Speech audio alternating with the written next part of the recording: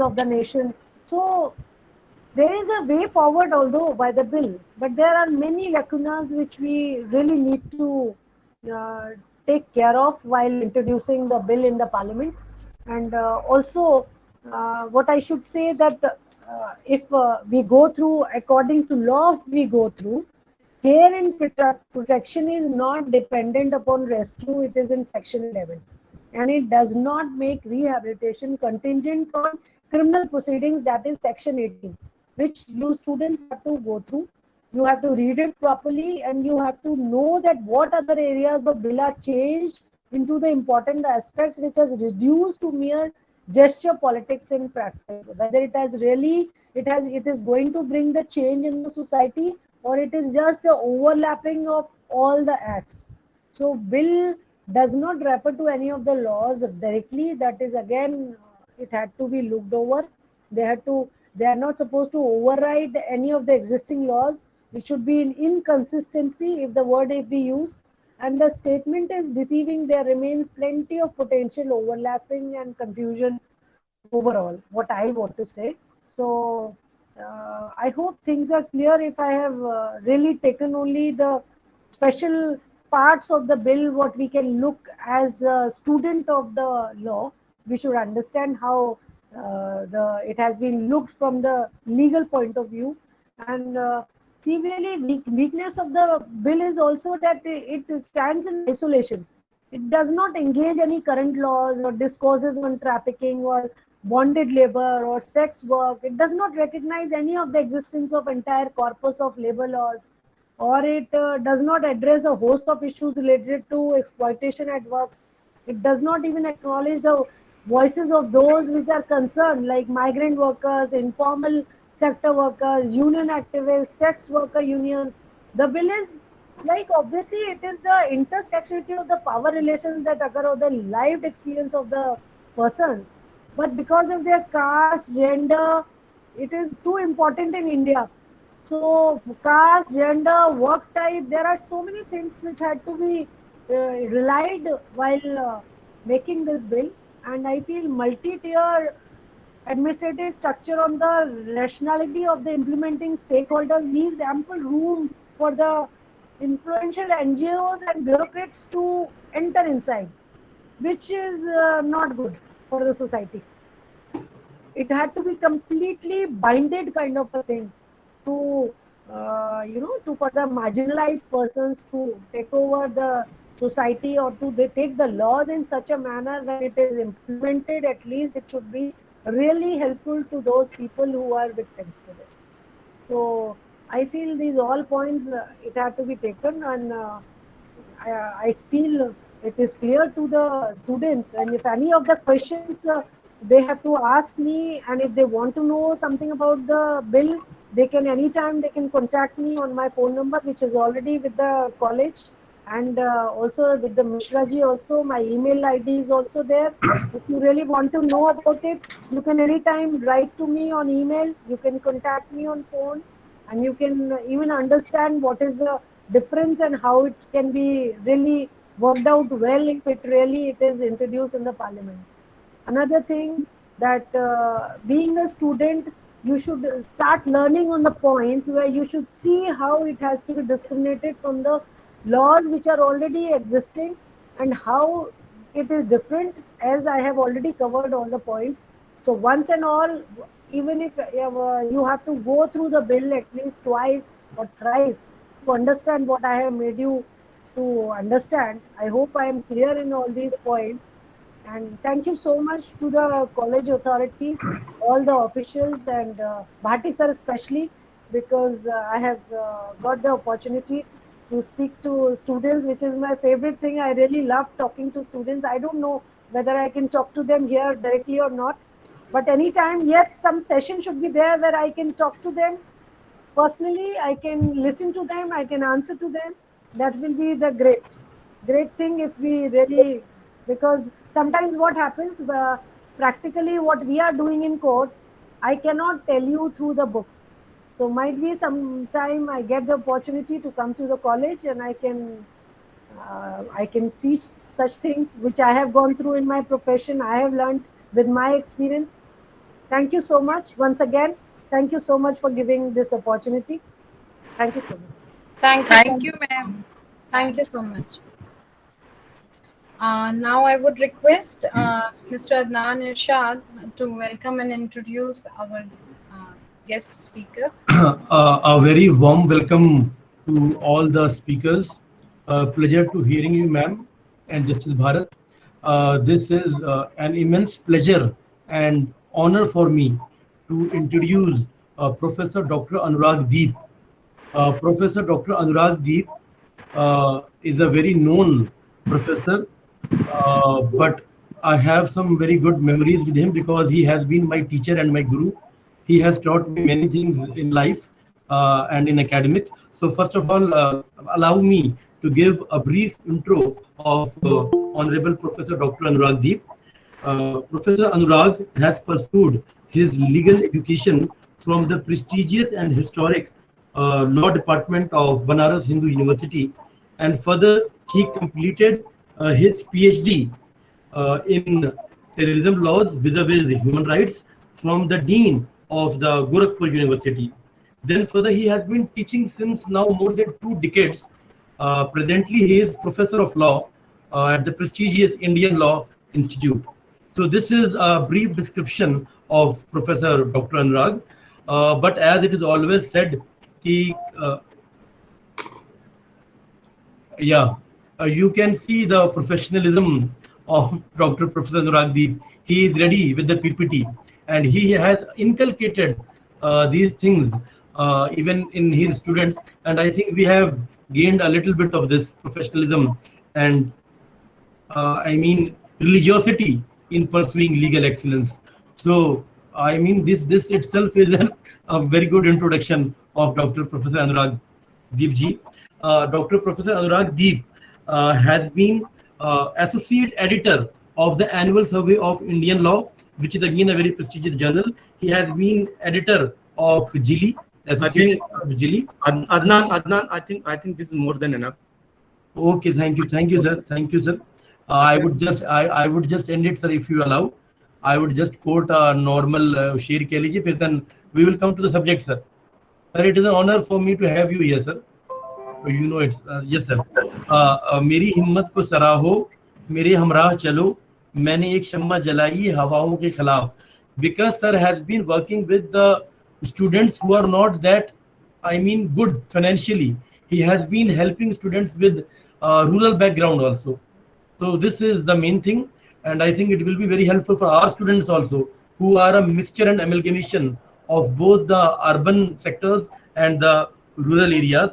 Apart from it, sir has written many books. No, sir has himself told me in all his humility to stop, so I won't say anything. Now I would like to just say, like the topic today is regarding this trafficking law, critical appraisal of the trafficking bill. So, sir is prepared with all the stuff, and now sir will further enlighten and guide us upon this.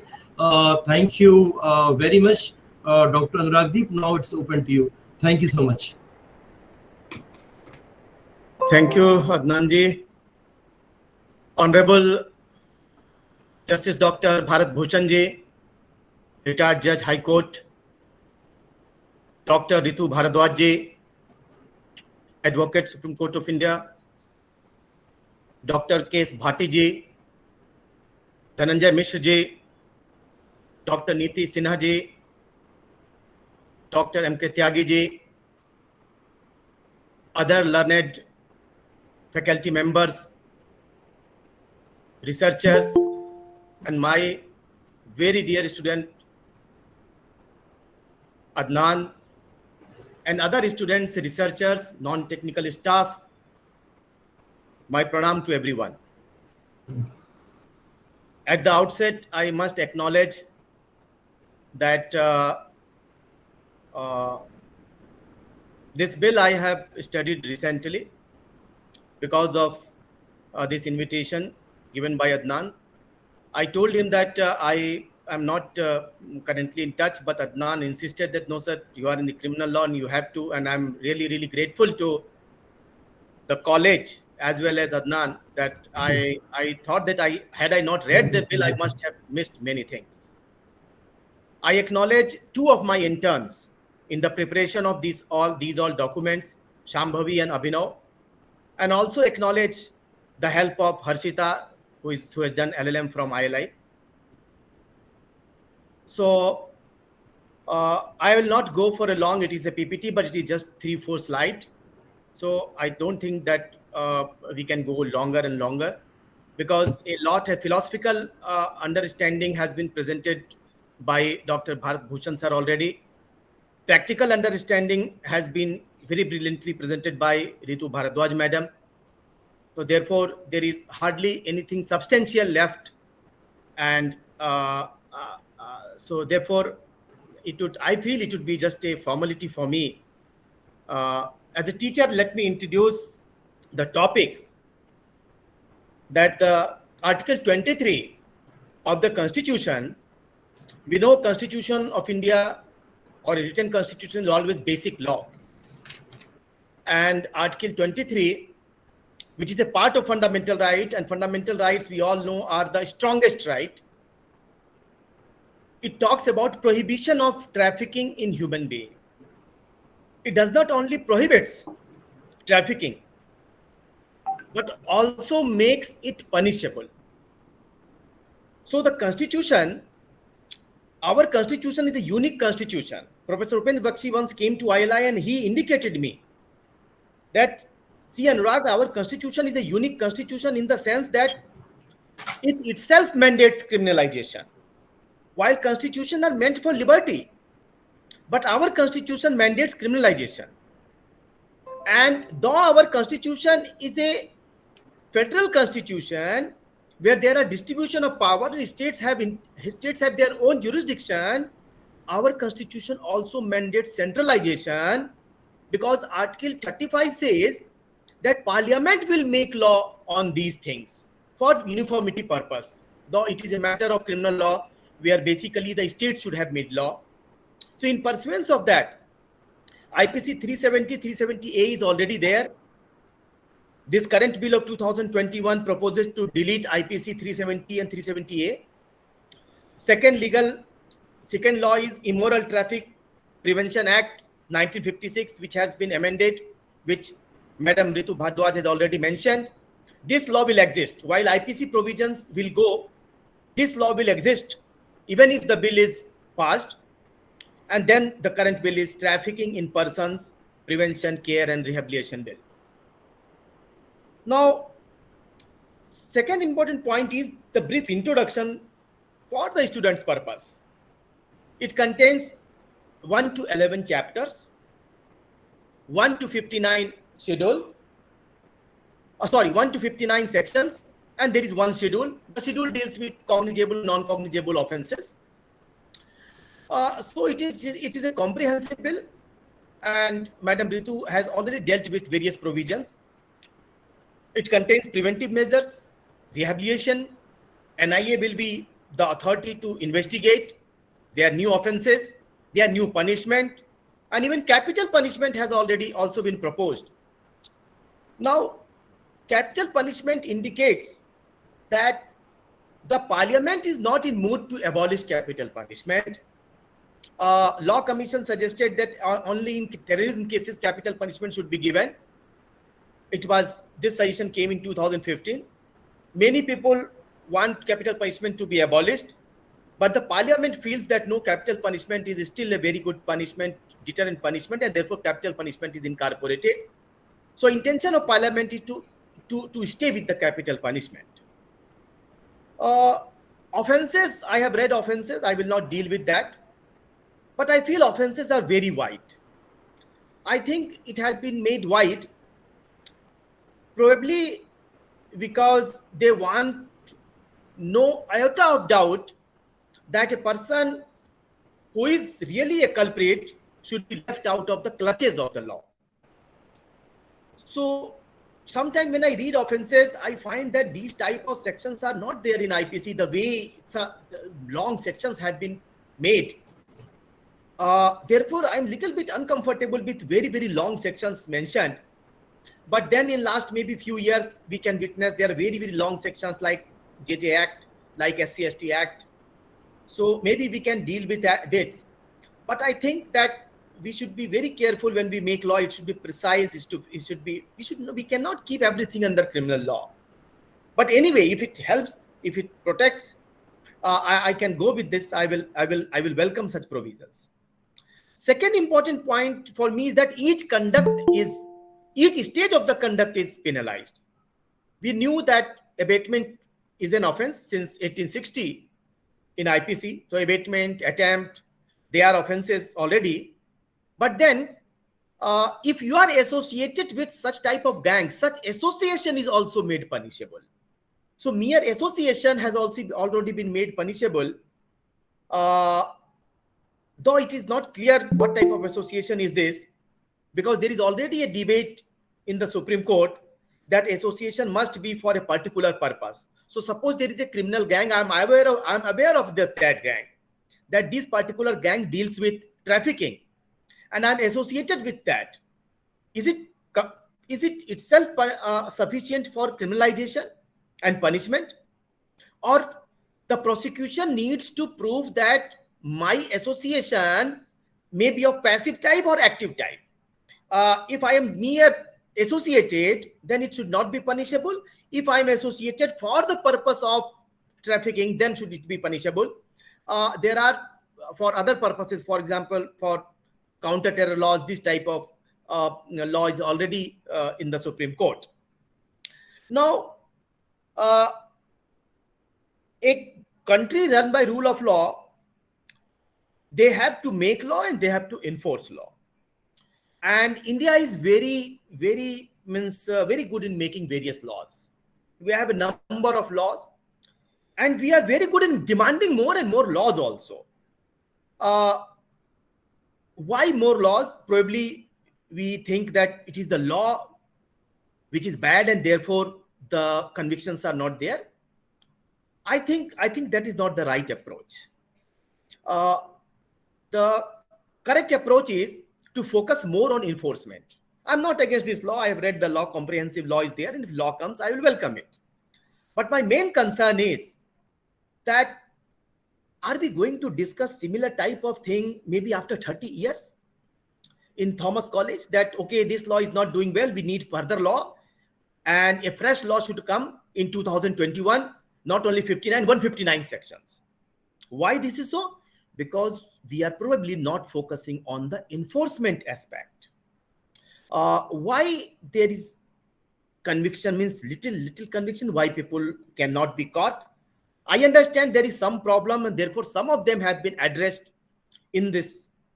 But if we don't have enough number of police personals, if we don't have enough number of judges dealing with that, can the new law will be as meaningful as it is thought to be? So these laws, I think we should also, with intellectuals, the government, the parliament, the civil society, we all should focus on how to enforce these laws.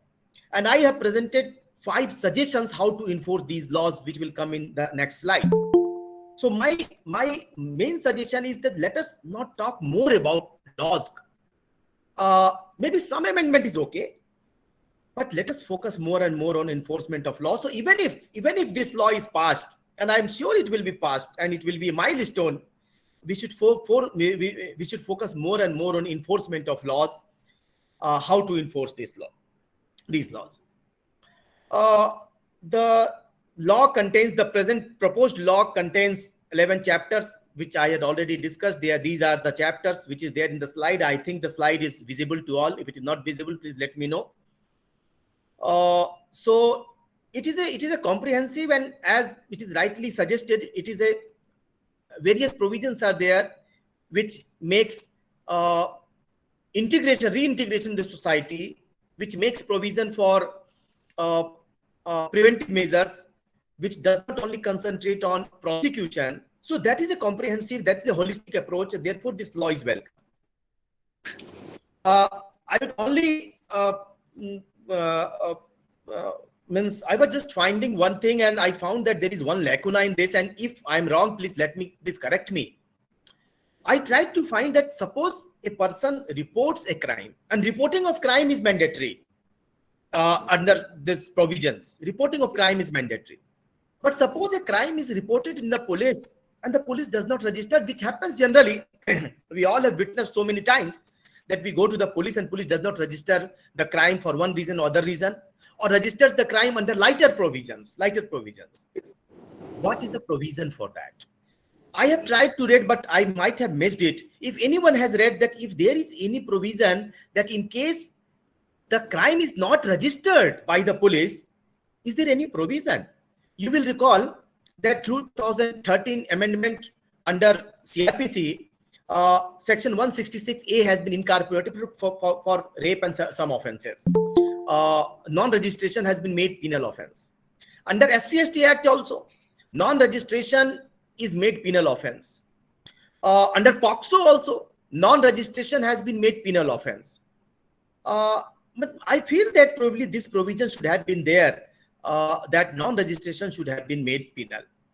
Even if this provision is not there, Section 7 and Section 29 of the Police Act 1861 comes in picture, because it says that if a police officer does not do his work as per law or does it negligently, then certain punishment administrative measures can be there. But unfortunately, Section 7 and 29 remained unutilized.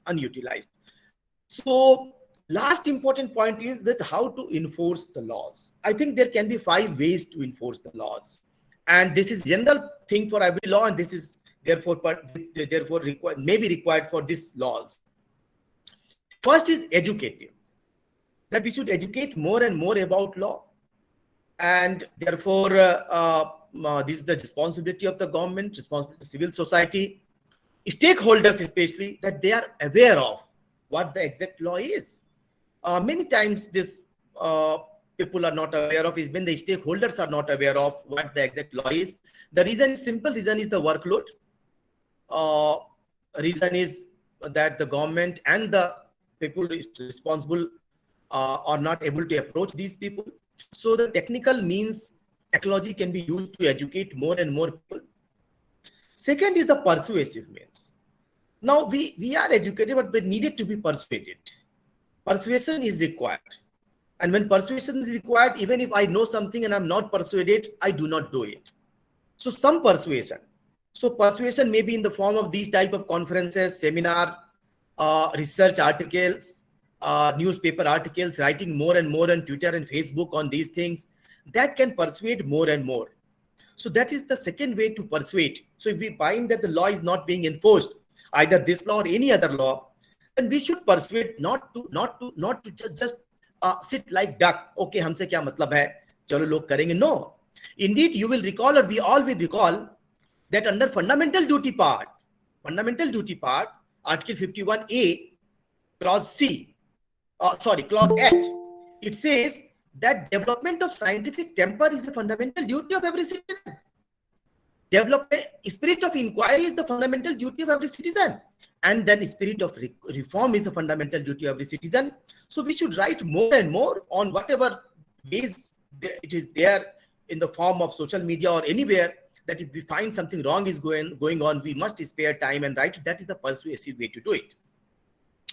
Third is the compulsive way. What is this compulsive way? Compulsive way is to incorporate trafficking in the course structure so that students and teachers are required to study that.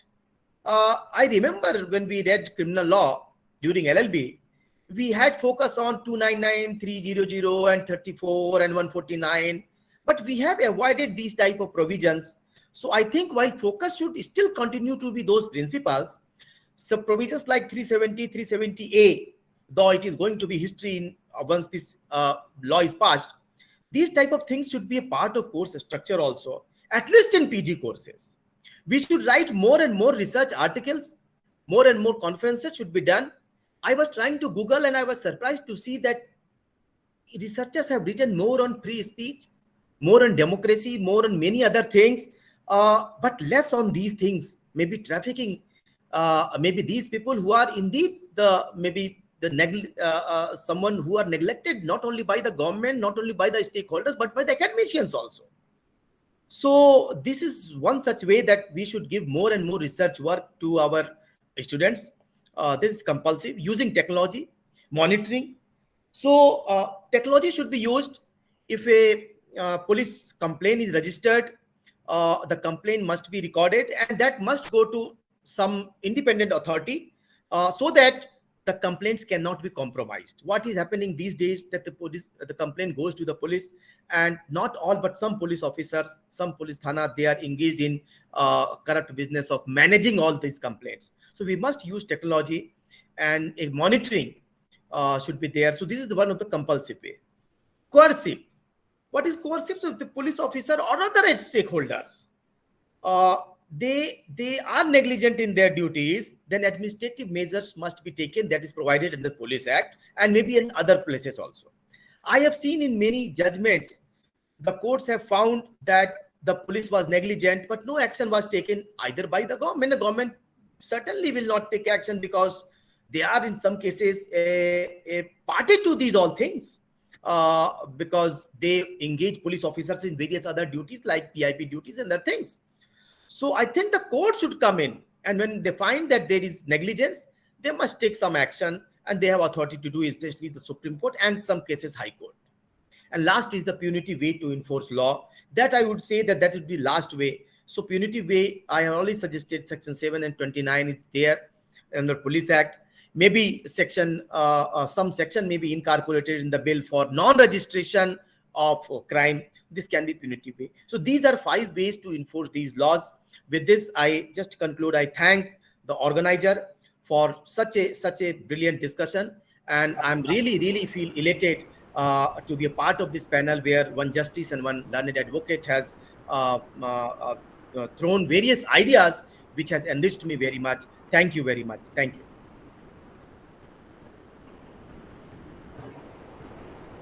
Thank you so much, sir. Thank you, sir, for giving us this time and for enlightening us with your words. Thank you so much, sir.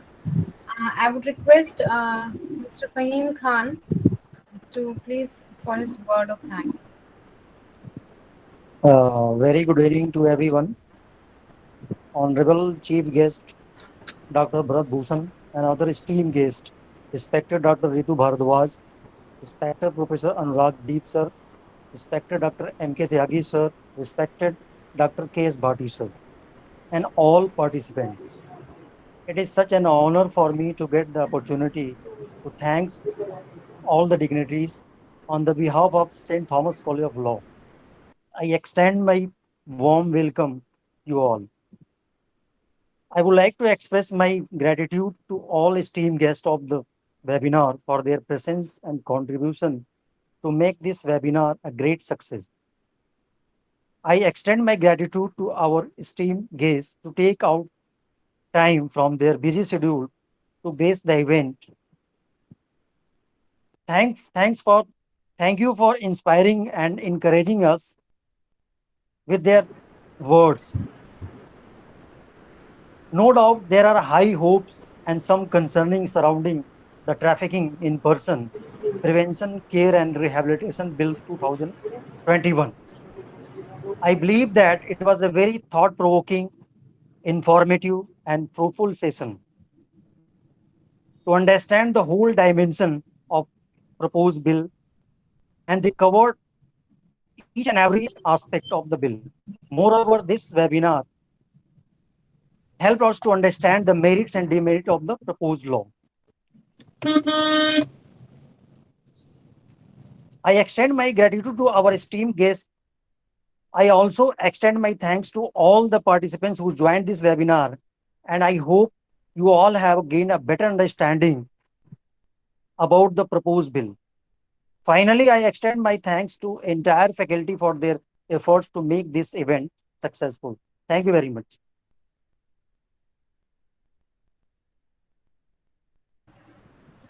Thank you so much, sir. Dr. Bhati, sir, you are not audible actually. Your mic is off. I had not unmuted myself. Yes. So my special thanks to Honorable Mr. Justice Parsoon, Dr. Ritu Bhardwaj, Dr. Anurag Deep for a brilliant disposition of this subject. We are really grateful and admire that your brilliance and your eloquence and your knowledge of the law and analysis of the law, it has gone a long, long way to illuminate the minds of our youngsters, our budding advocates. We are really grateful for you sparing your valuable time to be with us, and we hope that in future also your blessings will continue to be showered on our students. So extremely grateful on behalf of the St. Thomas College of Law, its management, all faculty members and all the students, and a special thanks from me to all the three distinguished speakers of the day. Thank you very much. Thank you. And a special thanks to Simi Paul, the anchor of the program. She never comes out with her name. And a special thanks to Simi Paul for conducting this program so nicely. Thank you very much. Thank you, sir. Thank you so much. Thank you, sir. Thank you, sir. Thank you, everybody. Congratulations, compliments to you all. Thank you. Thank you.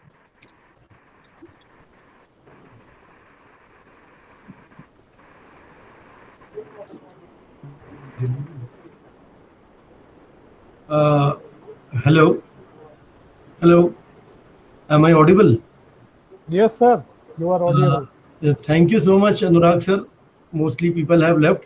If any of the students, if they have any queries, so Anurag sir is very much willing to answer the query. If anybody, if students are unable to ask, I request the youngsters to kindly ask questions to my dear teacher, Dr. Anurag. Yes, please. Not only students, if learned faculty also want to comment on, agree or disagree with me, that is most welcome. That is most welcome. Yes, sir. I would request our dear faculty member Dhananjay Kumar Mishra ji to kindly ask some question and further illuminate us, if you would like to add. It's thank you so much, sir. I'm really thankful to Anuragdeep sir. So at least he cleared the picture of the entire scenario or humdrum situation which is enshrined in the law. With the ability, he is able faculty, and this is my most humble request to Dr. Anuragdeep Sahab. Say, please, I could not able to understand how it is work on the rehabilitation. It is very pertinent, and we do not understand the rehabilitation practice in de facto.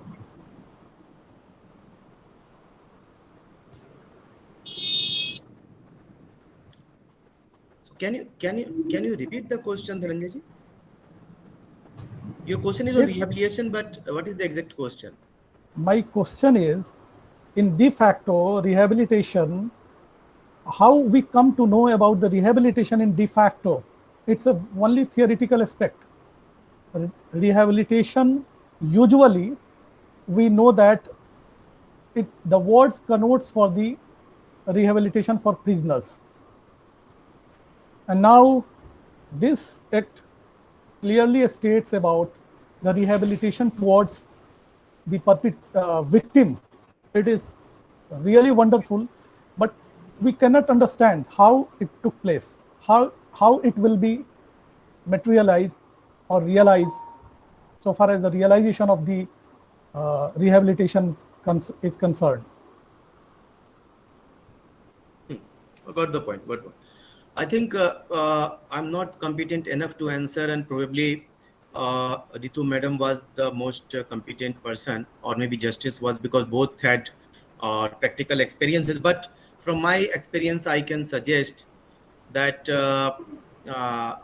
number one, rehabilitation is, we have heard about accused and not about victims because of various reasons, but rehabilitation is equally applicable to both. And because the victims, many times they are psychological effect, but in these cases, trafficking cases, there is not only psychological effect, there are physical effect also.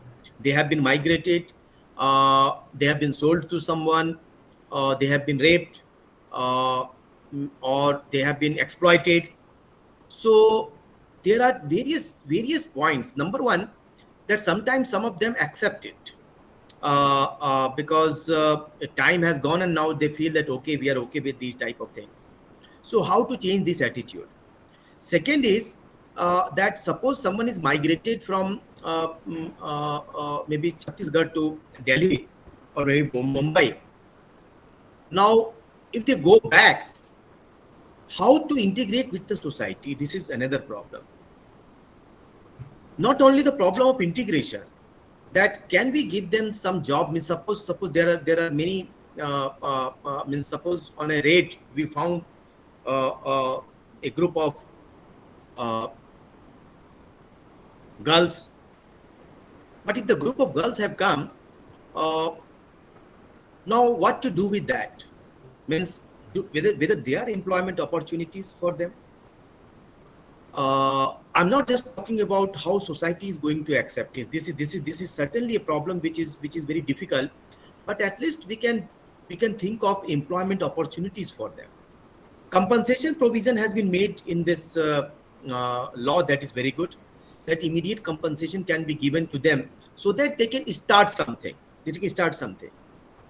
But more important for me is that how these state committees or district committees which is provided in this act is going to work, because the government themselves cannot do.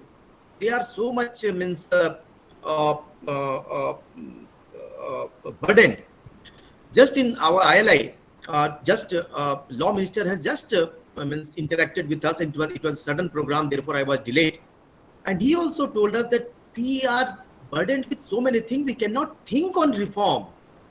So you people, teachers especially, sometimes lawyers, they can come to us with concrete reforms, answering all ifs and buts.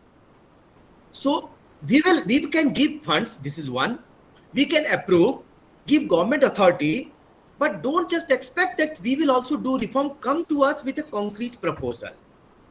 So how to provide, how to make available to them a good place to stay? So can we find those type of people, a group of people who are comfortable with them? So this is how the rehabilitation can take place. Secondly, there are already some concrete work going on in India and world. We need to copy some of them. We need to focus on them. So this is how we can, I think we can do rehabilitation, and that is possible. And in some cases that is happening also. Any other query? Any other question or query? I forced to say one thing, Professor Dr. Anuragdeep Sahab. It's your style of teaching is really mesmerizing, and we can't say, I can't control my emotion to say the few words for you. It's really stupendous to say that your style of teaching and your presentations, it's allure the student and create the environment where the people enjoy a lot with the information, and you have a ability to clear the all picture. Really, thank you so much with all my heart. I will only add 2 lines from a movie. यूं ही कहो कहते रहो अच्छा लगता है. Dear sir, what I would like to say is, as I have been taught the basics of criminal law, especially the mens rea part, especially by Professor Anurag Sahab. So I have tried to inculcate his impeccable style and method of teaching, especially the dissection of the Bayer Act. Sir, you can, आप भी झलकियां अनुराग साहब की मेरे में थोड़ा बहुत देख सकते हैं. और दूसरा, डॉक्टर साहब से मेरी ये रिक्वेस्ट है, भाटी साहब अगर सुन रहे हैं तो, कि सर कभी फिजिकल अगर हमारे पास क्लास हो तो छोटे बच्चे जो हमारे हैं उनको कई दफा सर स्क्रीन इनहिबिशन है, थोड़ा सा शर्माते हैं. जी सर, मैं ये रिक्वेस्ट कर रहा था कि प्रोफेसर अनुराग साहब मतलब विलिंग है, उनको जब वेरी शेड्यूल में अगर टाइम मिले तो हमारे कॉलेज आके बच्चों को थोड़ा सा इंटरेक्ट कर लें. जो हमारे ये तो will be grateful, and we have a right also over him, and because I come from the same organization where he is now holding the place, so we have a loving right also over them. Yes, he would be always welcome. But Adnan, I would also suggest that but because of this online platform, I'm available anytime for the students, and so you can connect Really, physically. thank you so much. Physically, yes, Yeah, thank you so much for sparing your valuable time also, and always you are ready to help and teach our students also. They will be immensely benefited by your wise wisdom, and it will always encourage them also to become good lawyers. yes, yes. So, Adnanji, if there are no other queries, am I allowed to leave? Uh, yes, sir, but you are allowed to leave for the moment. Sir, we will be in connect. And sir, Bhatia Sahab and our students, we are waiting to sir physically. And many times we will try to make it more interactive, sir, from next time. We will try to bring our, Okay. we will try to push them so that they can be more interactive with you, so they can learn things, sir. So, Sure. sir himself has suggested that the students should be interacting. And when sir came to know that rural background students are coming, so he himself is very much willing to help. So, sir, we will try to be very interactive. And thank you so much, Yes, that's Professor great. Anurag. That's great. That's great. That's wonderful. That's great. Thank you, Professor Anurag. Thank you very much indeed. Thank you. Thank you, Bhatia. So, can we now wind it up? Yes, sir. जैसा आप कहें. Hello, sir. Thank you very much. Compliments to all of you for Thank you. organizing this program. And Thank you. then we meet. You will be there on Sunday, but Monday I'll meet you. Yes, sir. So Till then, my best wishes to all of you and hearty thanks to you all. Sunday Thank is you. off, no? I think so. Thank